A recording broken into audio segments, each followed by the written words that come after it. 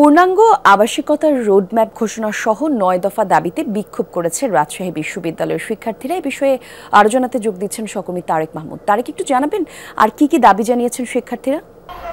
কলি সকাল 10টা থেকে রাজশাহী বিশ্ববিদ্যালয়ের বিভিন্ন হল থেকে এবং বিভাগ থেকে শিক্ষার্থীরা আসতে শুরু করেছেন রাজশাহীর প্যারিস রোড থেকে রাজশাহীর বিভিন্ন সড়ক প্রদক্ষিণ করে তারা এখন আবারও প্রশাসন ভবনের যে মূল ফটক সেখানে যাচ্ছেন এবং তাদের যে ৯ দফা দাবি, তারা বলছেন ৯ দফা দাবি আদায় না হলে তাদের যে আন্দোলন তারা কিন্তু সেটি চালানো যাবে। এবং আমি দেখতে পাচ্ছি রাজশাহী বিশ্ববিদ্যালয়ের বিভিন্ন বিভাগের শিক্ষার্থীরা তারা কিন্তু এই ৯ দফা দাবি নিয়ে গোটা ক্যাম্পাসে কিন্তু বিক্ষোভ করছেন এবং তাদের দাবি দেওয়ার মধ্যে যেমনটি রয়েছে যে কেন্দ্রীয় গ্রন্থাগারের যে অবকাঠামো প্রযুক্তিগত যে সংস্কার সেটি করতে হবে এবং পূর্ণাঙ্গ যে টিএসসিসি দ্রুত কার্যকর করতে হবে, সেই সাথে সাথে রাকসুর যে পূর্ণাঙ্গ তফসিল অবিলম্বে ঘোষণা করতে হবে।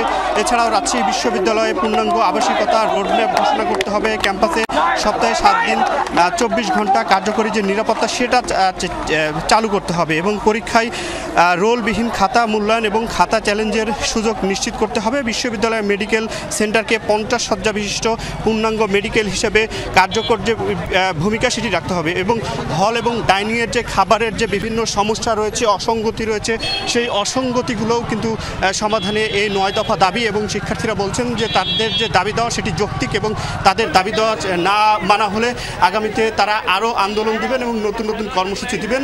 এবং এখন পর্যন্ত রাজশাহী বিশ্ববিদ্যালয়ের যে প্রশাসন ভবনে সেখানে শিক্ষার্থীরা যাচ্ছেন এবং শিক্ষার্থীরা সেখানে আন্দোলন করবেন।